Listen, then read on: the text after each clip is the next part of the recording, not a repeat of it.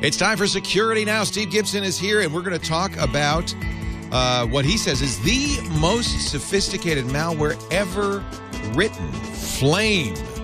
It's next on Security Now. Netcasts you love. From people you trust. This is TWiT. Audio bandwidth for Security Now is provided by the new Winamp for Android, featuring wireless sync and one-click iTunes import. Now with free daily music downloads and full-length CD listening parties. Download it for free at winamp.com/Android. Video bandwidth for Security Now is provided by CacheFly at CacheFly.com. This is Security Now with Steve Gibson, episode 355, recorded May 30th, 2012. Poking holes in TCP. Security Now is brought to you by Netflix. Watch thousands of TV episodes and movies on your PC, Mac, iPad, iPhone, or TV instantly. All streamed directly to you, saving you time, money, and hassle. For your free 30-day trial, visit netflix.com/twit. It's time for Security Now. Time to protect yourself. Batten down the security hatches, if you will, with this man right here, our explainer-in-chief, Mr. Steve Gibson of grc.com. And a good day to you, Steve. Hey, Leo. Great to be back with you again, as always. And speaking of battening down the hatches, we've got two big stories. In our news is the details which are known so far, and they're still a little scant, but because this has just happened, and that is the most sophisticated piece of malware or malware system ever found was recently uncovered by Kaspersky. When they were looking for something else, they stumbled over this thing. That's how penicillin was found. and Post-it notes. So it's a long-standing tradition. Not quite the glue we were looking for, but we think we could use this. So what makes it so sophisticated? Now, remember, Stuxnet and I presume Duco were written by governments, right? Well, and and what makes this so sophisticated is the complexity and the power of it. It uses heretofore unknown injection techniques. I mean, basically, it has a ton of new technology which has never been seen before. It is believed that this has to have been generated by a nation state. It may be more than 5 years old. Pieces of it have turned up. Now that they know what they're looking for, they can go back and realize that VirusTotal was seeing some instances of this, and it renames itself at one point, and those names have been picked up in archives from 2007.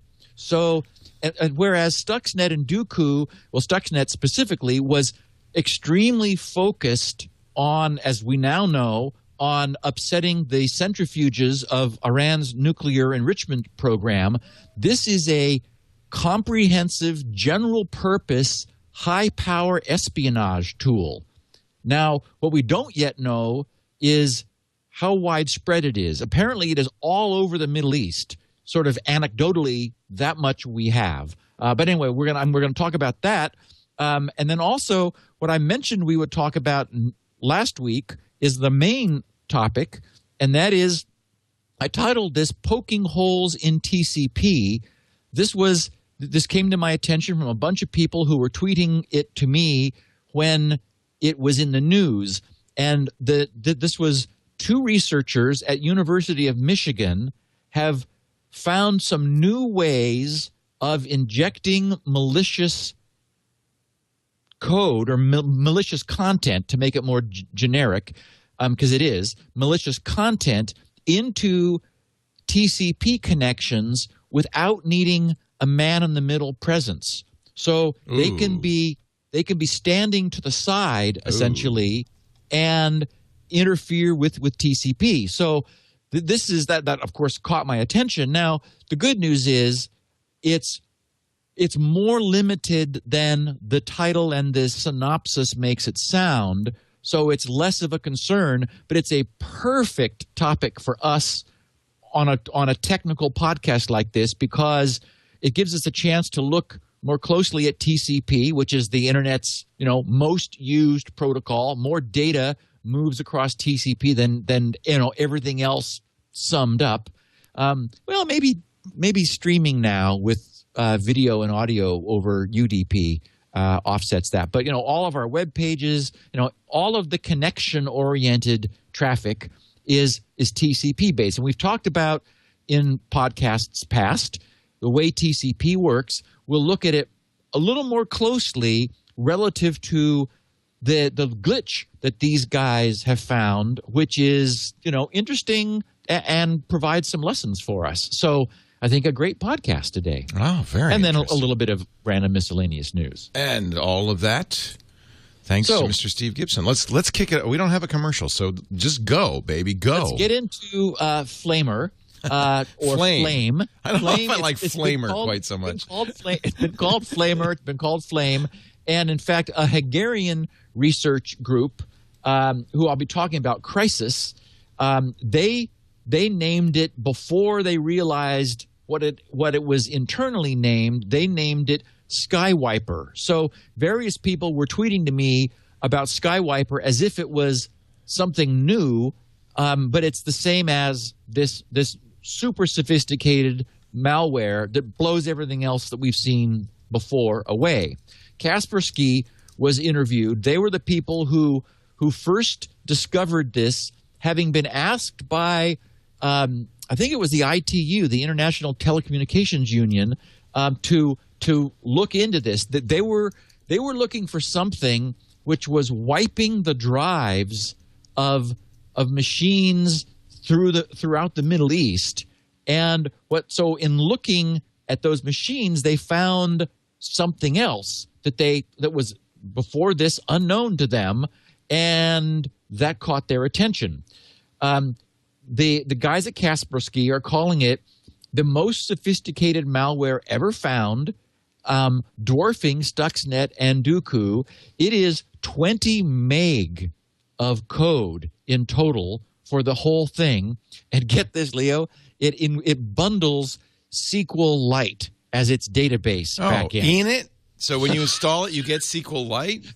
You get an instance of SQLite running in your system, because I'll go through the means of data gathering. They need a database? It builds a comprehensive, structured database of everything it collects as on its espionage. No wonder it's 20 megs. Holy cow.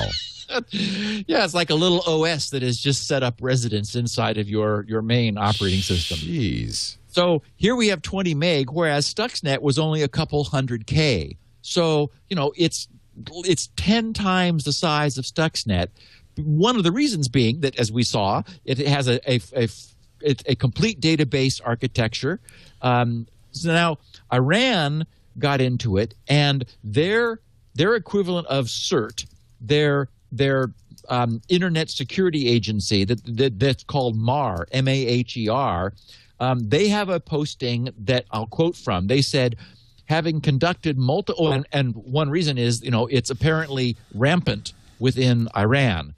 So having conducted multiple investigations during the last few months, the MAHER Center, the Iranian CERT, CC, following the continuous research on the targeted attacks of Stuxnet and Duku since 2010, announces the latest detection of a new attack for the very first time. The attack, codenamed Flame, and that's due to some names contained within the reverse-engineered code, is launched. The attack, codenamed Flame, is launched by a new malware. The name Flame comes from one of the attack modules located at various places in the decrypted malware code. In fact, this malware is a platform which is capable of receiving and installing various modules for different goals. At the time of writing, none of the 43 tested antiviruses could detect any of the malicious components. Nevertheless, a detector was created by MAR Center and delivered to selected organizations and companies in the first days of May. And now a removal tool is ready to be delivered. Okay, so some features of the malware. It can be distributed. And I should comment that understand this is compiled code. There's no source for it. They're dealing with 20 megs. And, I mean, that itself makes the task of reverse engineering this behemoth very daunting because, they've got to watch it operate in a controlled mode with their own spy tools running. And these are the people at Crisis and Kaspersky and the various organizations that have received this are now right now, as we're recording this, they're working together, sharing their information and working to understand it. But this task of understanding it is a matter of both watching it to see what it does and watch it hook things, watch it inject code into different modules, run rootkit checkers against it to see which low-level kernel hooks it has grabbed in order to hide itself.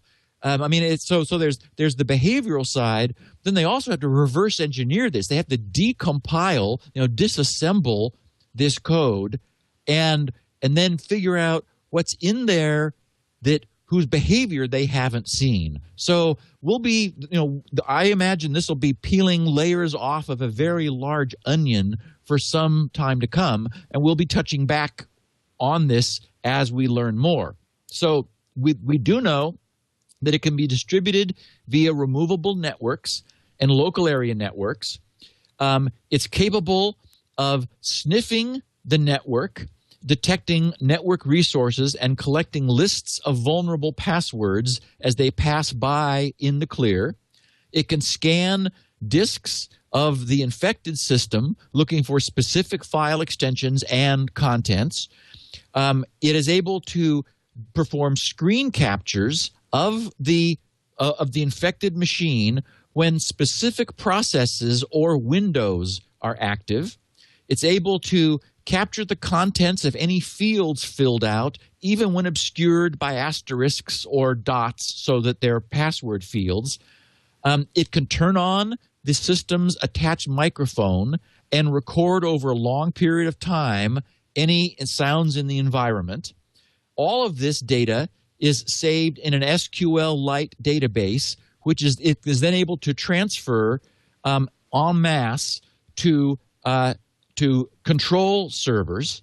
There are more than 10 domains that have been identified as the command and control, the CNC servers.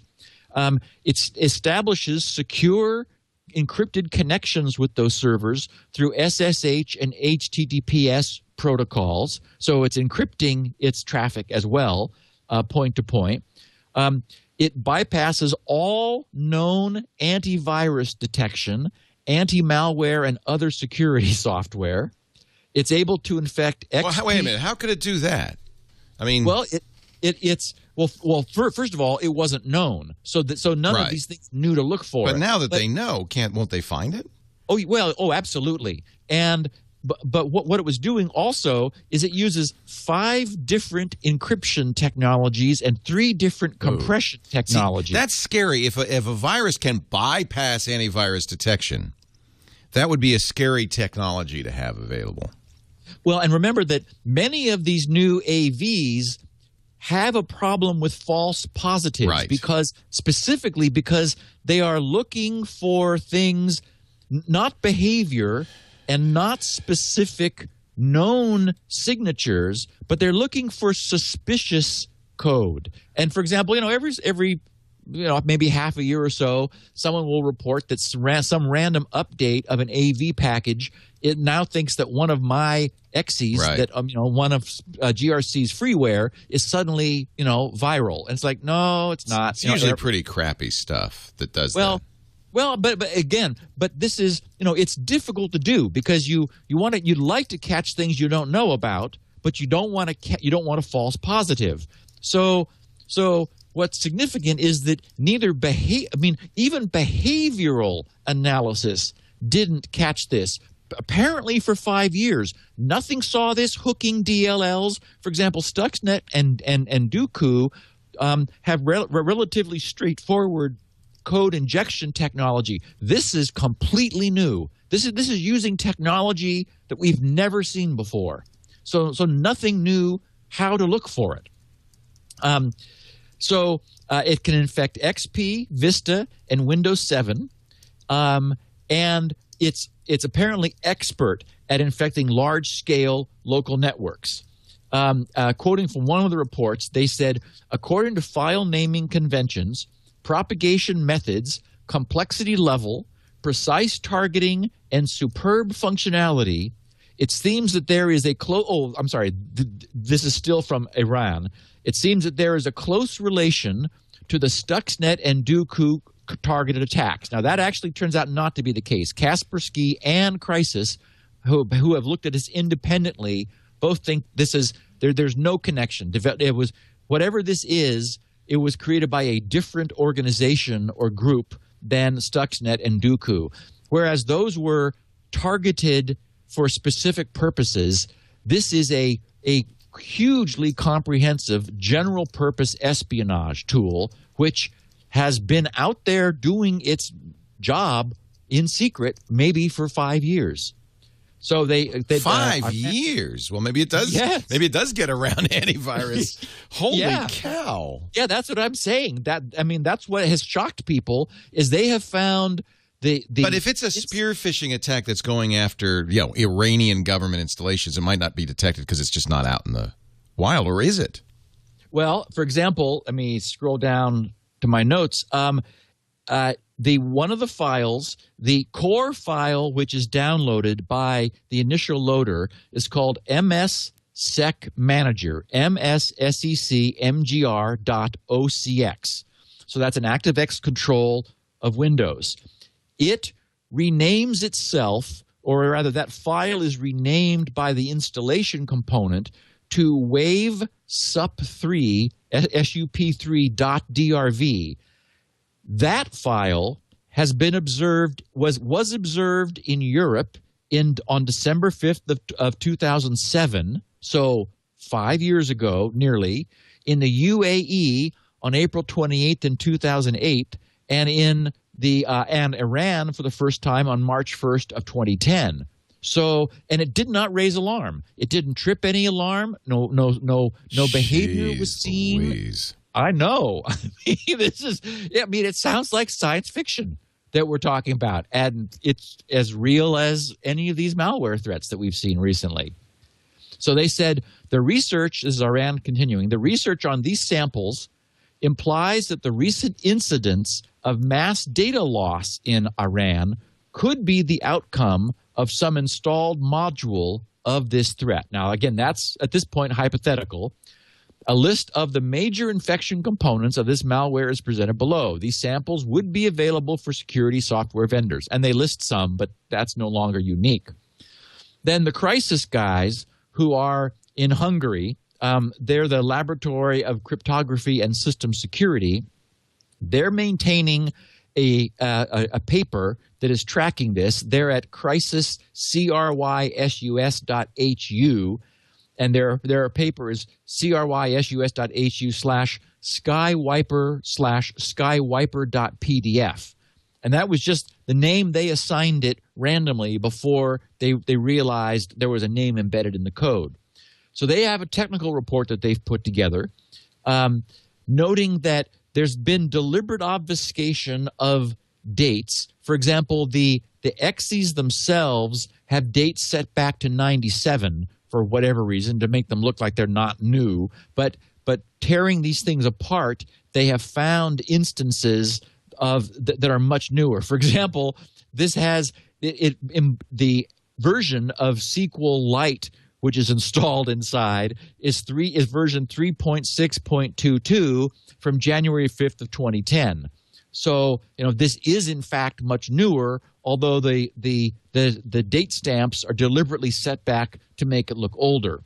So Crisis in their report says that they have found evidence of 5 different encryption methods, and I happen to note one of them is as simple as XORing with FF. So that just it just inverts all the bits of the byte. So that's very fast and it's simple. Yeah, it's effective. Unless you're looking for it. It's easy to decrypt, right? But only if you're looking for it. Right. But there is, for example, also RC4 encryption, which is strong when it's applied correctly. It was what it was encrypting WEP protocol originally, and in fact still encrypts TKIP when it's being used, because there's nothing wrong with it when you use it correctly. So 5 different methods of encryption, 3 different methods of compression, 5 different known file formats, plus some proprietary formats. And for example, the sKyWIper database is one of the well-known formats, which it just uses unmodified. It uses, as I mentioned before, completely new, previously unknown code injection technology. It locally stores information which it gathers in a highly structured sKyWIper database. Get this, Leo. It uses the Lua scripting language. Oh yeah, excellent choice. Lua, I actually studied Lua. It's a really nice scripting language. What's written in Lua is a lot of games use Lua. Yeah, exactly. For a command kind of code, and then Lightroom, Adobe Lightroom is written in Lua. It's a scripting language. It's a good glue language. That's true. It's a nice language. It's also free, so it's nice to know that these people were not pirating. Open source. Yeah. Yes, they're not. Wordsworth had an interesting hypothesis in the chat room. He says, it sounds like it was engineered in small modules deployed independently to see whether they could be detected prior to being integrated into a larger malware package. Is that the feeling you're getting? It's interesting, yeah.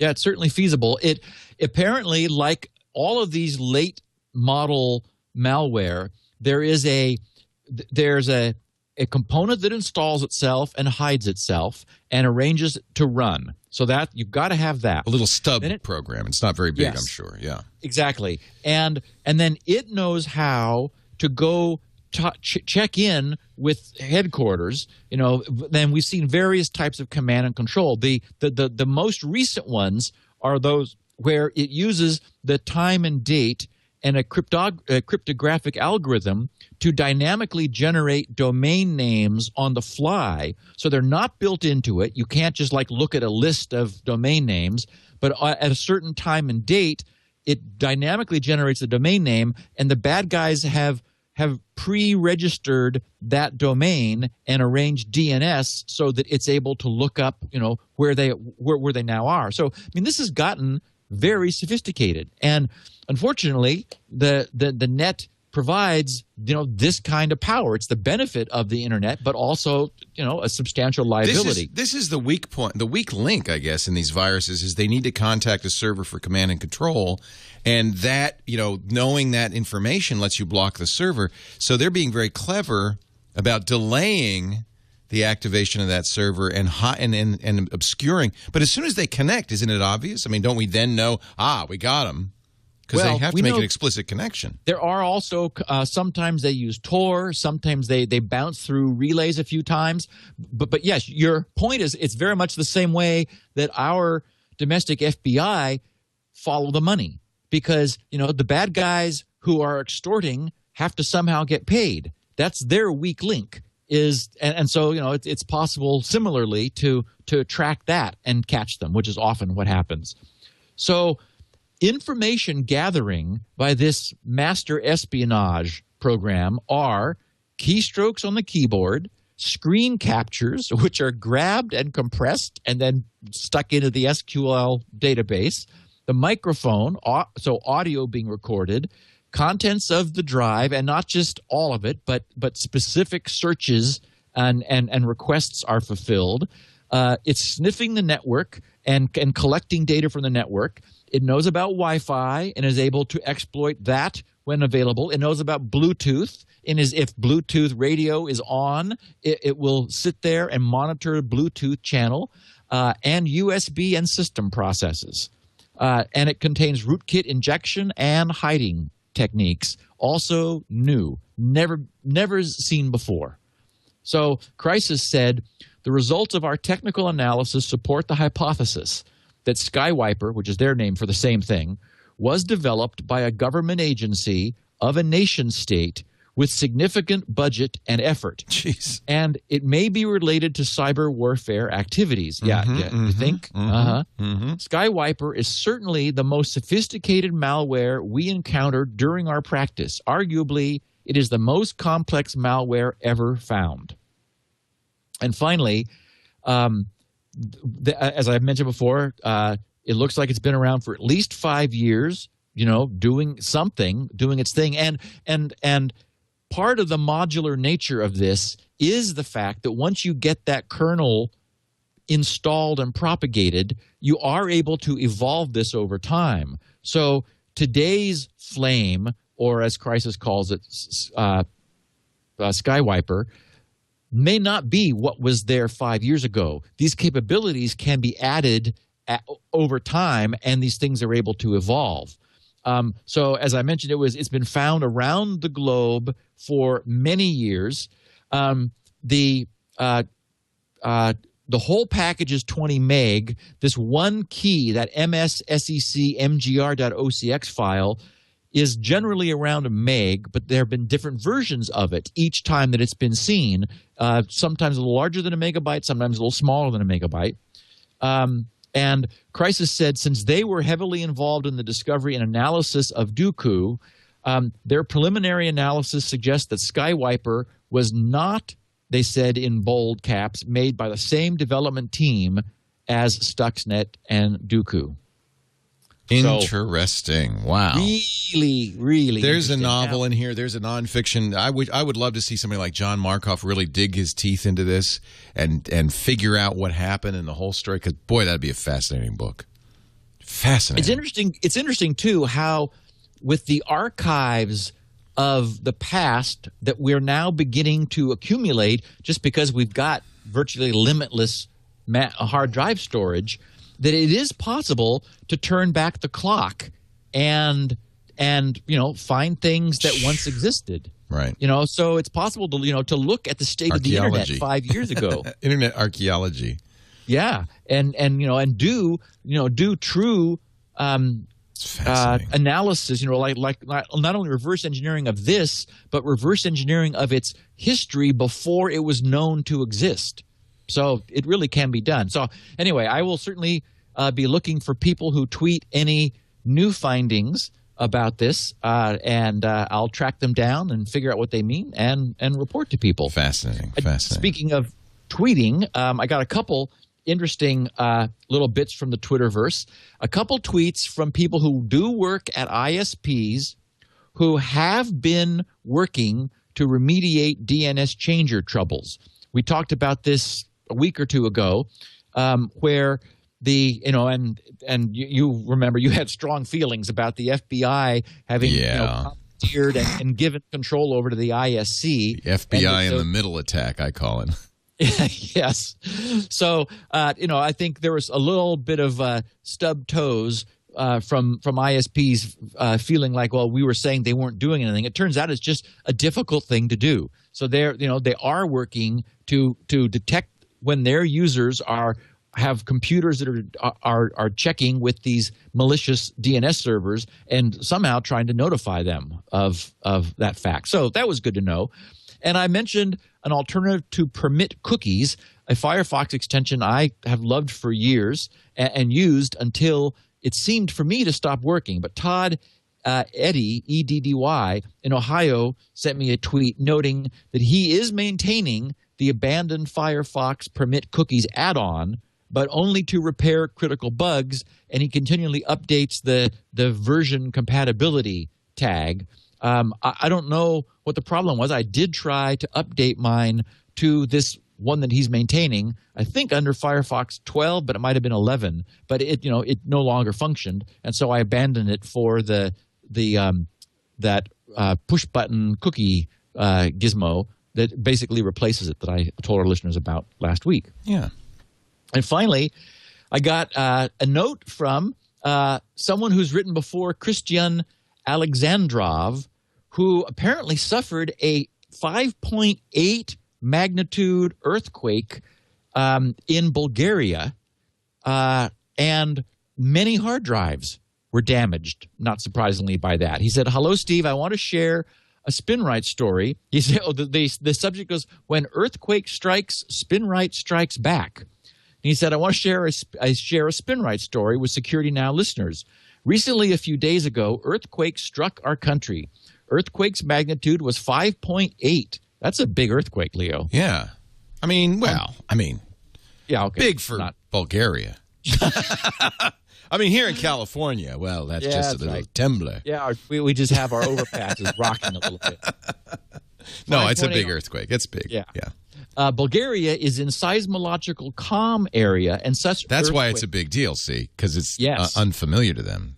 They're not prepared. Such earthquakes are rare. The last earthquake equal to this one was 167 years ago. Whoa. Yeah, I wonder how they know that, because do we have the Richter scale? 166? Oh, yeah. Yeah. Oh. Well, something like it. Yeah. The earthquake created a lot of work for me and for Spinrite.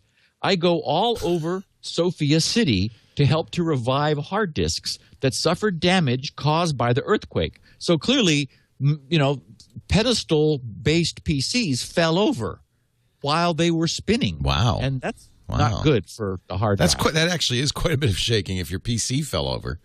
Yeah. Jeez. And so he said, within that entire range, I maintain only 4 PCs were not damaged at all, regardless of the fact the PCs were working during the earthquake. And then I'm going to skip this paragraph where he talks about the 4 that weren't damaged. Mm-hmm. He says, however, on many places, I had to go with Spinrite as my tool of choice. A lot of hard drives were damaged. Spinrite gave a lot of drives that special care they needed to make them good for work again. Some people called me to try and fix their hard drives before they asked for help from PC repair services, or sometimes they called me after. Get this. Of all the range of PCs I maintain, I was the only one who used Spinrite and brought over 180 damaged hard drives back to life. And it was a wide variety of hard drives from 20 gigabyte UATA33 to 1 terabyte SATA 3 drives that were saved and brought back to life by Spinrite. Needless to say, there were a lot of U and R red squares on all drives on the first level 4 scan, and a lot of B icons on second level 4 scan, where the U and R icons were before. And also, needless to say, what large number of files were saved, and a large number of systems now work fine. Suddenly, I become a PC hero for saving PCs and bringing hard disks back to life, and saving files and OSs. Work here is still in progress, many drives still to fix, and many are taken care of by Spinrite. I do somewhere between 10 and 15 drives at a time, and many computers have 2 or 3 physical hard drives in them. Steve, once again, thank you for your great piece of software, and once again, thank you, Steve and Leo, for the great Security Now podcast. I wish best of luck to both grc.com and twit.tv, a happy Spinrite user. Wow. Well, there you go. Now you have a new slogan built for earthquake country. Jeez. Yeah. That's fascinating. Cool. That is really interesting. Hey, we're going to take a break. When we come back, it's time to talk about the holes in TCP. I presume not intentional holes. Or how to make holes. All of the above. Poking holes in TCP. But first, a word about movies every night. You know what I've set up in my house? I'm so happy about this. I basically built a movie theater. I have a motorized projection, 120-inch, 10-foot projection screen that comes down. and then I turn on the projector, and then I fire up Netflix on my Onkyo 616 because it supports Netflix. Of course, I have Apple TV, I have a PS3, I have an Xbox 360, I have a Roku box. I could watch Netflix in 100 ways, and I start streaming movies. And, you know, even in a 10-foot screen, Netflix looks pretty darn good. I am really impressed. Some great movies. If you want to, have you caught up on the Tudors? What a great show that is. You can watch that from Showtime. TV shows, movies, documentaries, films. I love the documentaries because you never see those in theaters, and you get to see them. Comedy, tragedy, classics. It's all there for, get this, it's the best deal in entertainment. $7.99 a month.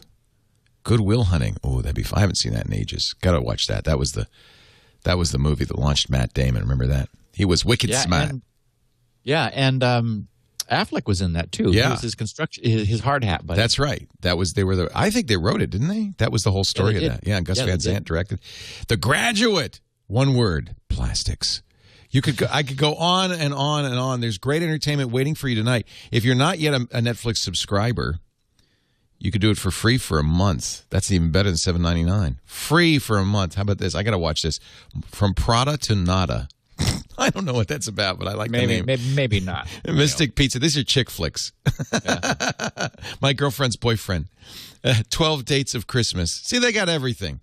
If maybe you're a guy and you have a secret interest in chick flicks, but you don't want to admit it to your girl, now you can watch them at home at night by yourself on Netflix, even on the iPad and the iPhone and Android phones. Try it free for 30 days. Netflix.com/Twit. I love the classics too. Blythe Spirit. What a great movie. Rex Harrison, Constance Cummings. So many great movies on here. I want you to give it a try. Netflix.com/Twit. And I know you're already a member because pretty much everybody who listens to this show probably has been a member for years. So do me a favor. Help us spread the word. Tell your friends.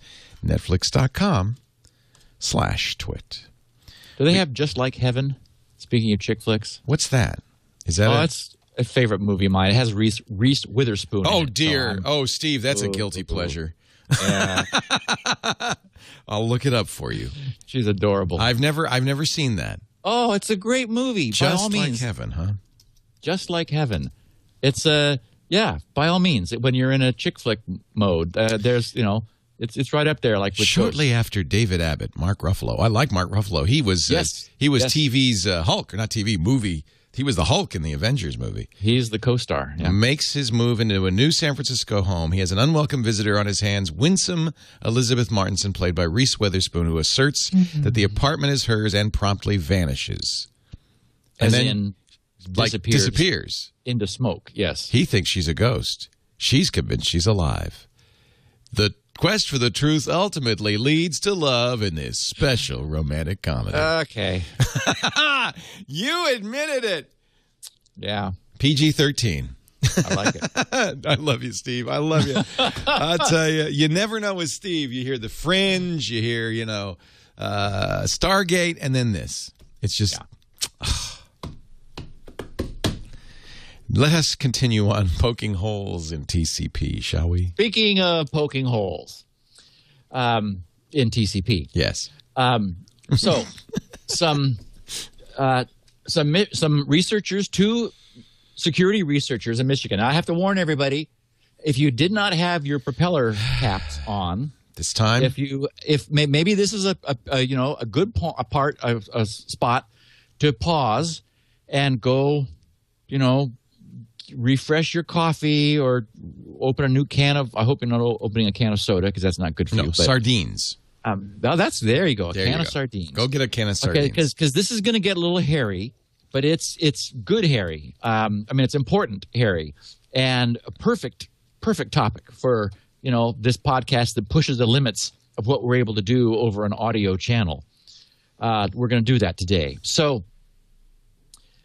a couple researchers were looking at the security of primarily cellular networks. That is, their platform focused was Android, and Android connected to the internet via cellular was the scenario they set up. What we'll talk about is broader than that, really, but they've only focused on that.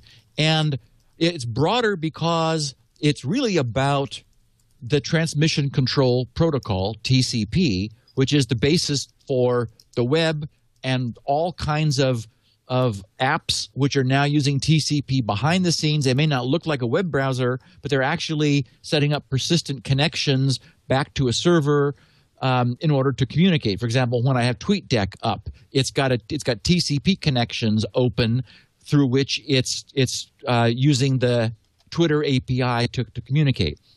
So, okay, so what they discovered was that there were what they called middleware firewalls installed in these mobile networks. They detected them. I think they checked 147 mobile networks, and they found them in 31% of them, so about one-third of them. The firewalls were there to block unwanted traffic, just to sort of like, it was just sort of, they just stuck a firewall sort of in the middle of their network and said, okay, at this point, anything going in either direction that looks funky, let's get rid of it. Well, these are stateful firewalls which know which connections have been made through them. In that way, they're very much like our NAT routers that we've talked about, that are stateful routers where incoming packets are just dropped because they don't correspond to a connection that was initiated from the inside out, which is what allows connections to come back, or packets of connections to come back in. So these are firewalls which, when a SYN packet, a TCP synchronized packet, encounters the firewall on its way to a destination on the other side of the firewall makes note of it. It looks at the source IP and port, at the destination IP and port, and adds that to its, okay, a connection is being set up through me table. Then when the answering SYN ACK comes back to the firewall, it makes sure that SYN ACK is expected. And if so, it updates its tables and passes the SYN ACK on towards its destination. So it's sort of a blockade just sitting at an arbitrary middle point in a cellular provider's network, because if SYN packets are just, like from a denial of service attack, if a SYN packet hits it that it isn't expecting, or an ACK packet or something, bogus in one way or another, it just ignores it. Well, one of the things that these firewalls do is they validate the traffic on an ongoing basis. They watch the setup, and people who have followed along with our talk about how TCP works will remember that the reason we call a SYN packet, SYN, a SYN is short for synchronize, and this is the connection initiator saying, I'm going to number my packets starting at this number. And there's a sequence, a 32-bit sequence counter in all TCP packets, which numbers the first byte of the payload in that packet. So, for example, if a sender were to send out packets of 1,000 bytes, then successive packets would contain these sequence numbers that were 1,000 larger each time. Well, that's done because, as we well know, packets don't always arrive in order at the other end. The route that packets take is not predetermined by either the sender or the receiver. Those are determined just by routing tables among all the routers that link these 2 points. So it's possible that one router could be busy, and an interface might be backed up, so it routes the packet somewhere else, so a later packet could get to its destination sooner. So it's necessary to number the bytes in the packet so that they can be reassembled in the proper sequence when they arrive. So TCP has been a target of attack in the past, and the sequence numbers are one of the weaknesses of TCP. So if we were to step back for a minute and come up with a lesson that we're about to learn, it is that if you have a fundamentally unsecure protocol, there isn't a way to add security later. It was an argument that I made against Backblaze, where they sort of tried to add a user password in a hokey way to give people a greater sense of security, but it actually achieved nothing in terms of true security for the user, or it achieved very little. That is, they had a broken model where they were doing the decryption at their server end, and that couldn't change, no matter what they added on top of it.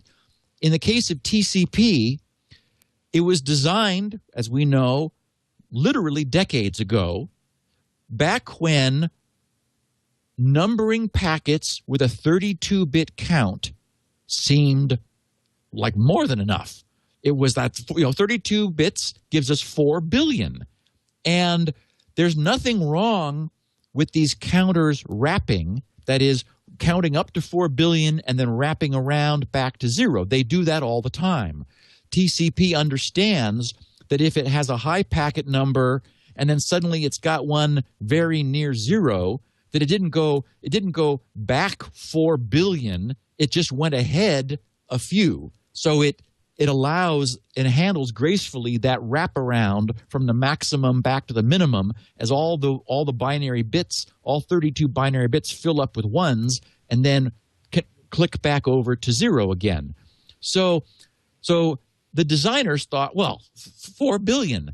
Now, the reason we have sequence numbers is several. One is, as I mentioned, we want to number the bytes that we're sending in each direction. So a TCP packet has a sequence number for its data that it's carrying, and it also has a sequence number which acknowledges the most recently received in order packet that it has received. So what normally is happening is after the SYN goes and then the SYN ACK comes back, a final ACK is sent, an acknowledgement acknowledging the SYN of the SYN ACK packet.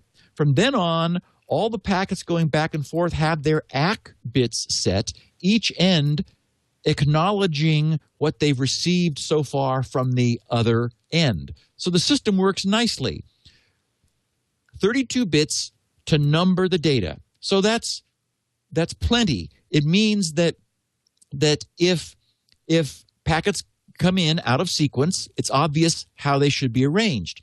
The other purpose for this, though, is because packets wander around the internet, we know that they're clipped off by their TTL field, the time to live, which is decremented by every router which forwards the packet. And any router which decrements it to 0 will send back an expired notice to the sender of the packet saying, well, I tried to send this, I wanted to, but TTL went to 0, and if we didn't honor that, the internet absolutely would crash because packets would never die. They just roam around forever and fill up the internet. So the fact that they die is crucial.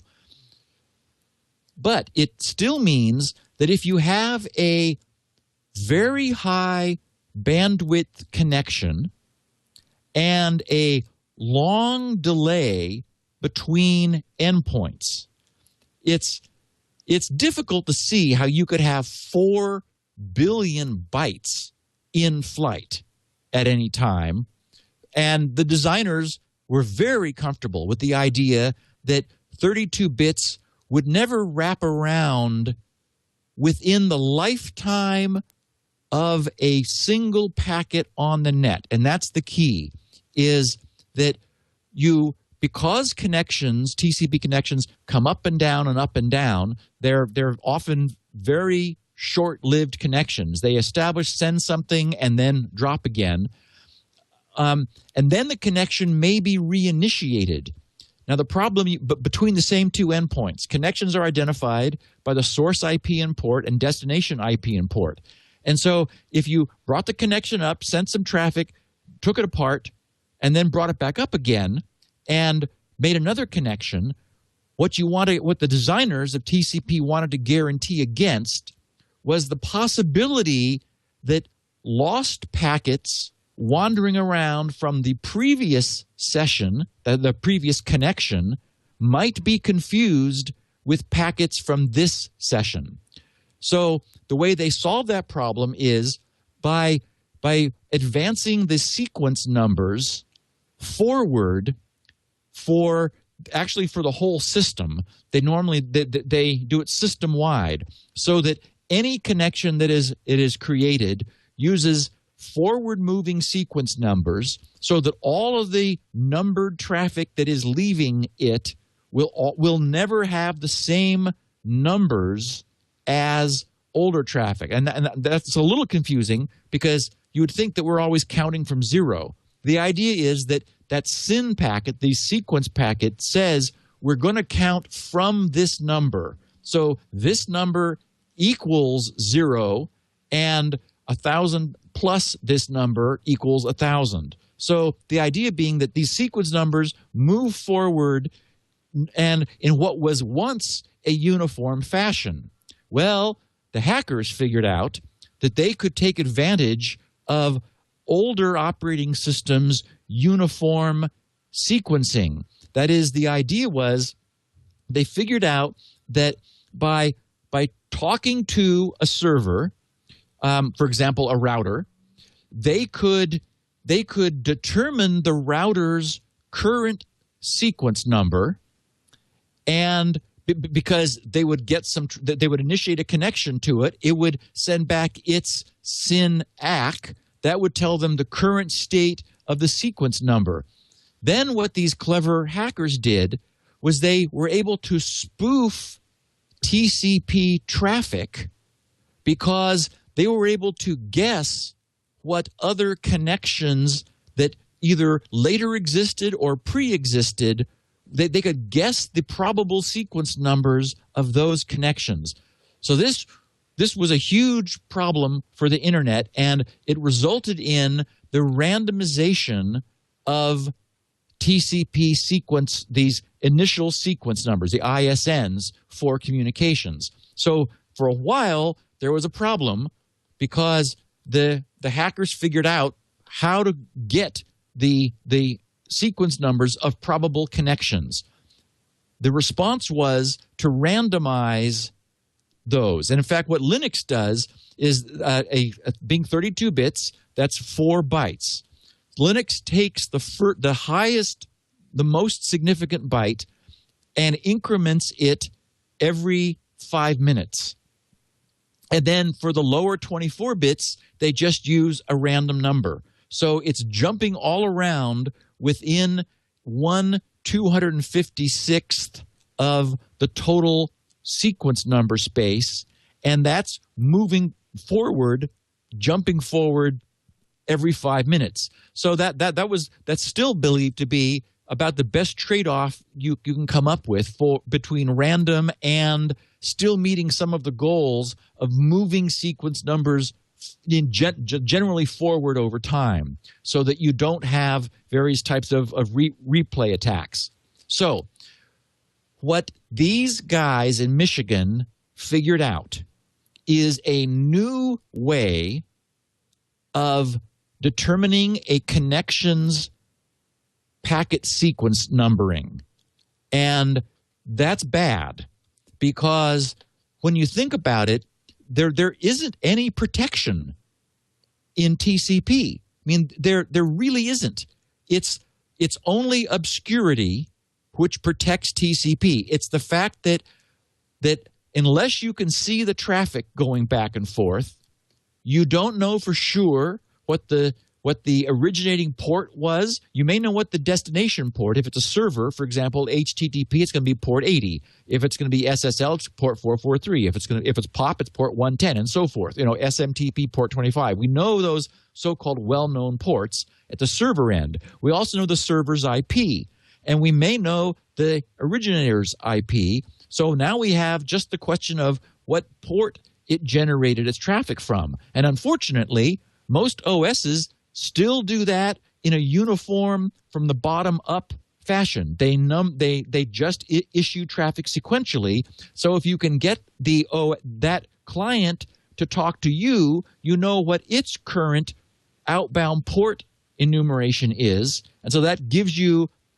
lots of information from which you can spoof TCP traffic. And that's what we're talking about here. We're talking about a new way to insert traffic into TCP sessions that gets around this problem that the initial sequence numbers are now being randomized by all contemporary operating systems. So what these guys do is they have a number of approaches that they take. I'll describe one in more detail because it's representative and it'll give you a sense for this. Their main exploit is not completely standing off to the side and attacking. It is possible to do that, and they outline how that can be done. I explained how you can know what their IP is, what their source port is, you know what the destination port and the destination IP is. And so there are completely like third-party attacks which they have identified and verified. But the one that works best is one which is also really interesting because it demonstrates an interesting failure in sandboxing. They implemented this with Android-based phones from it was HTC, Samsung, and Motorola using Android version 2.2 and 2.3.4 from those manufacturers. And they installed an unprivileged piece of software. We'll call it malware because it's not doing what you want it to do. It may be offering some service to you, but it's also doing more than that. But this malware is unprivileged, meaning your phone does not need to be jailbroken. It's not even breaking out of the sandbox because they discovered some very clever side channel leakage about the TCP stack on any contemporary operating system. And that is, if you, for example, in Windows, if you open a console window and type netstat, you get an enumeration of all the system-wide TCP connections. And as of, I think, XP and on, you can add a command line switch that will tell you which processes are involved with those connections. So you can see that IE has the following connections open here, and TweetDeck has them open there, and so forth. Well, and in fact, there's one other thing. There's netstat-s, which shows you an array of counters, which all Internet operating systems, starting with Unix and since, have maintained. These are things like the total number of packets sent, the total number of packets received, an array of error information, which is also available. Now, Linux has the same thing, which it implements differently. There's something called the proc file system, PROCFS. And it's sort of a clever way. It's not actually a file system of data that exists in any storage media. It's just a nice, clean way for the operating system to publish real-time information about things going on with it. And for example, there's a path proc / /proc /net /SNMP, which stands for Simple Network Management Protocol. And then INSEGS, INSEGS, returns a count of the total number of TCP packets received. The same thing, proc net netstat in errors, ERRS, is a count of the erroneous packets received, like packets that have been received with a broken checksum, where the checksum doesn't match. And there's one called also under netstat, PAWSESTAB, PAWSESTAB. That's a count of old timestamp packets. PAWS, PAWS, is an acronym for Protect Against Wrapped Sequences. And that's exactly what I was talking about, the concern of sequences wrapping. The designers decided that they needed more than 32 bits, and they realized that the timestamp was a feature just never really took off and got used, so they could use that as a upward compatible means of providing some disambiguation. But it increments this count in the operating system if a timestamp is received, if a packet is received with a bad timestamp. The point of all this is that these guys in Michigan realized that if they had some software running in an Android phone, it could detect, by using this common globally available information. This is an unprivileged read. It's everybody, all apps in Linux have access to the proc file system. It's readable. Everybody can have it. So what this provides is a so-called side channel attack. We've talked about those in various contexts before, but never in this context, where something leaks information that can be used. For example, classic crypto has side channel attacks if it takes differing lengths of time to respond to, like, an encryption operation or a decryption operation, depending upon the data or the key.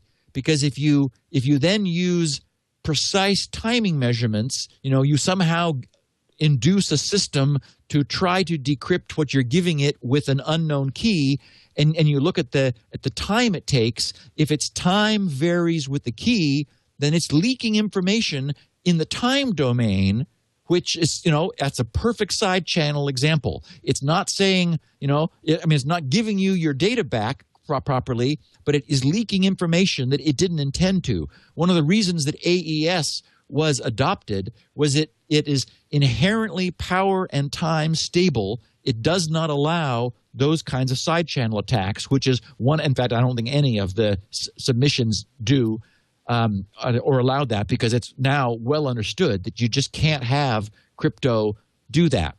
What has not until now been understood is that doing something as benign as allowing an app to look at counters from the system-wide TCP stack is all it takes to launch exploits against other applications on the same OS. And that's what these guys have showed. So what they did is they have this piece of malware installed in an Android phone. 3 different phones, two different versions of Android from HTC, Samsung, and Motorola. So it's widespread. They used an undisclosed nationwide cellular carrier. Their report doesn't want to point fingers at anybody. And it's not just one carrier that is doing this. They all do. I do know that it was a GPRS-based technology, because they referred to GPRS at one point in some data files at one point in their report. So they have an attacking server located somewhere else that this malware is communicating with. And understand, in a real world scenario, users would innocently think they had downloaded, an Android version of Firesheep, or of, how many calories have I eaten today app, or something that looks like it's, absolutely benign, In fact, it never breaks out of the technical sandbox, but it establishes a connection to a malicious server, and then it waits. It waits for some activity on the phone that it wants to intercept. It might be instant messaging, it might be Twitter, it might be web browsing, whatever it's designed to do. It's able to look at the processes running, and it's also able, from Netstat, to look at the processes that are communicating. And it knows, because Netstat shows it, both of the endpoints. It knows the local IP and port and the remote IP and port. What it doesn't know is the sequence numbering for that connection. So as soon as it sees a connection coming up, it communicates with a server located remotely that it's time to get busy and try to get into this connection. So the initial sequence packet opening a connection goes from the phone toward the true destination. Well, say Google, just to pick an example, and the attacking server now sends a flood of probes back into the network aimed at the client. Between this attacking server and the client is this firewall, which is intending to do the right thing. It's going to block packets that don't have matching sequence numbers, that is whose sequence numbers are unexpected. There is a window which moves along, that moves forward, of sequence numbers that will be accepted, and anything outside the window are rejected. So the idea is this thing, the attacking server, floods the connection back toward the client with guesses. And they've even figured out how to binary search the entire 4 gigabit,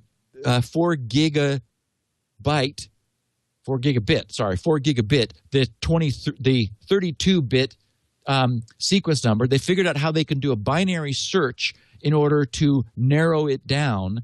So the client is what the client is doing. It cannot see that the malware running on the phone cannot see the traffic coming back, but the malicious server is deliberately generating packets using the time stamping option, which it knows are going to fail.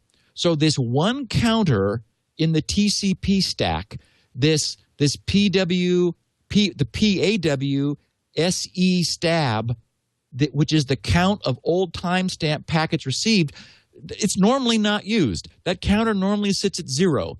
So the point is, it's not noisy. They're not having to disambiguate other reasons for it to be incremented than their own.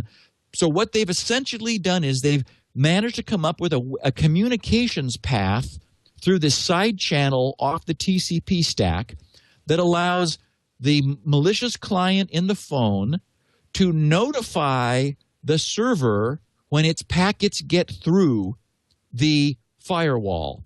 That tells it then, that allows it to zero in on the sequence numbering of the connection and then verify that it knows where the connection sequence numbers are. Then it's able to respond as the original server was. It sends a reset packet to the original destination server, which resets the connection. The reset packet just causes, for example, in this case, it would be Google, causes Google to ignore the connection. And reset packets are honored by all servers. And Google doesn't know why the user changed his mind about connecting to it, doesn't care, just simply drops the connection completely. So Google no longer has any interest in the connection. In order for the reset packet to be accepted, it has to fit within this window. It has to be a valid sequence numbered reset packet, but the attacking server has been able to determine what that is through this probe. So Google has dropped off the connection, Now the attacker is able to send data in lieu of what Google would send as the response to whatever query the user initiated. Now, this is tricky because remember that the traffic is not going to the bad guy. The traffic is going to Google's IP, and it's always going to go there. The traffic will continue going there, but Google's own firewalls or its operating systems will simply drop the traffic. That connection's been reset, so the traffic coming in is not part of a known connection, and it gets ignored. So the acknowledgments from the original client application running on the mobile phone are ignored. But when you think about it, there's nothing in TCP that actually requires that both ends receive the data that the other one is sending. That is, the malicious guy has a valid sequence number for the data going to the client on the mobile phone. He can assume the data gets there. He can assume packet after packet after packet are being acknowledged. The acknowledgments he never sees. They go to Google and they're ignored because the connection has been reset. They're just dropped. So we now have a situation where an app on a mobile phone initiated a TCP connection to some service, Facebook, Twitter, Google, whatever, or maybe has a long-standing connection open if the malware wants to go in and inject things into existing connections. So, but in this scenario, they open a connection. As far as the app knows in the phone, everything's fine. It sends its SYN off to open the connection, and the next thing it gets is a valid SYN ACK with a sequence number, which it accepts because it's coming from the malicious server. And Google accepts the reset packet because the bad guy figured out what the sequence number was in that direction because that was allowed to get through the blocking firewall in the middle. Now, the app running in the mobile phone receives data, but it could be an HTTP redirect, which bounces them to a clone website without them seeing it. Or and these researchers achieved that. They also achieved installing JavaScript, injecting JavaScript into the connection and causing the JavaScript to run in the context of your relationship with Google, which means if you were permanently logged into Google, then they're able to send all of the information that your browser would normally never share with anyone but Google to, off in any direction that they want to. So that's the gist of this. It is complex. To me, as I'm reading this, I'm thinking, okay, well, this doesn't sound like the kind of thing that everyone's going to get infected by, but it's perfect for targeted attacks.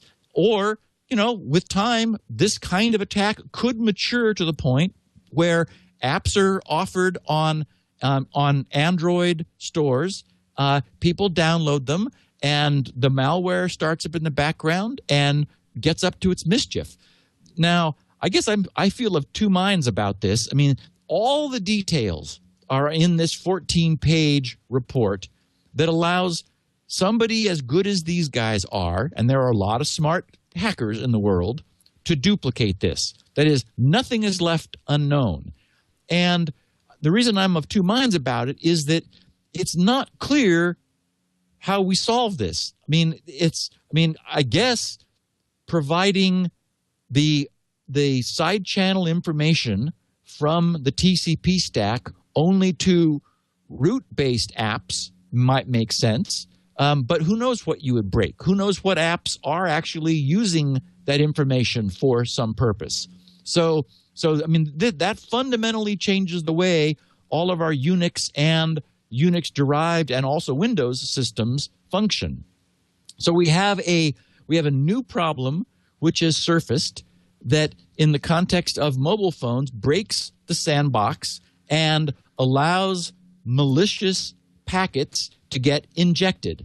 Now, the one thing that stops this cold is HTTPS, because there's no way, if an HTTPS connection is being established, there's no way for the bad guy to have a valid certificate that the browser is going to require and verify.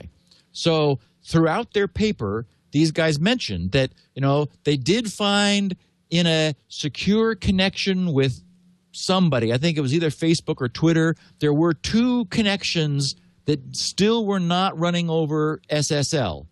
But this, one thing this says to us is that certainly in a mobile network scenario where we're assuming that the encryption that the mobile provider is sufficient, is HTTP and unencrypted connections really are not sufficient. We really need to use end-to-end authentication, and pretty much that alone gives TCP the additional layer of authentication and privacy that it needs.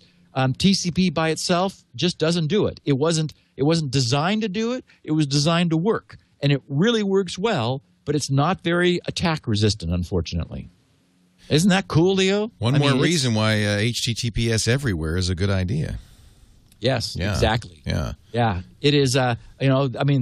This is some seriously clever hacking, and an interesting way of using just a little bit of information leaking across the OS boundary, which is, how many errors of a certain type have we seen, and then deliberately generating those kinds of errors on packets that may or may not get through a middleware firewall, and using that to probe the firewall, which in turn releases information about the state of the TCP connection that would otherwise never be available, and then you exploit that in order to hijack the TCP connection. Wow. And is this in the wild, or is this just now merely an academic exercise? Academic exercise. Okay, so we don't have to fear it. There's nothing to fear. Except that it's been documented now, and so... Yes. There's also nothing to do, really. I would love to see Android lock this stuff down, and I would be surprised if they don't. I mean, everybody... I got so many tweets about this, people saying... Okay, I don't know what these guys said, Steve. Could you explain it to us? So, what does it mean? Well, now we know what it means. I don't know if it sounds bad. This looks bad. I don't know if you feel any better, but now we know what it means anyway. Yes. So this show, as with all of the previous 354 episodes, lives in several places. You can, of course, watch us live every Wednesday, 11 a.m. Pacific, 2 p.m. Eastern, 1800 UTC, right here on TWiT.tv. But if you missed a show, or I think more likely you wanted to listen again or even read a transcription, Steve makes text transcriptions available as well as 16 kilobit audio versions at his site, grc.com. We also have audio and video and higher quality versions at twit.tv. And you can get it on a podcaster like iTunes or Downcast or any of those as well. In fact, that's the best way. Subscribe to the version you like. That way you'll never miss an episode, and you'll own all 355 at absolutely no charge. Steve also makes a lot of other great things available at grc.com, including his bread and butter, Spinrite, world's best hard drive maintenance and recovery utility. He also has a lot of freebies there, including the world-famous Shields Up, and lots of free security stuff, too. grc.com. Now, when you're there, if you have a question about this or anything in the realm of security, privacy, vitamin D, or fish oil, you can, or ketogenic diets, you can leave those questions for us to talk about next week, because every other episode we do a feedback episode. grc.com/feedback. Did I miss anything there? I should mention that I've had a bunch of really neat feedback from our two Over the Sugar Hill episodes over at grc.com/health. And there is a feedback page there for health-related stuff. Anybody who wants to share their experiences. I've got a user experiences page and an FAQ page that I will be updating shortly. So love to hear what people think. My dad just sent me an email saying, you got to be taking vitamin D. I said, been there, done that, know all about it. And I sent him a link to your health page. I said, we did a show about it. And, in fact, I've been talking to my doctor about the ketogenic diet. He's really interested in that art and science of low-carbohydrate living that we're using as our Bible. I forgot to say, I got email from Jeff Bond. Whoa. The author of Deadly Harvest. Whoa.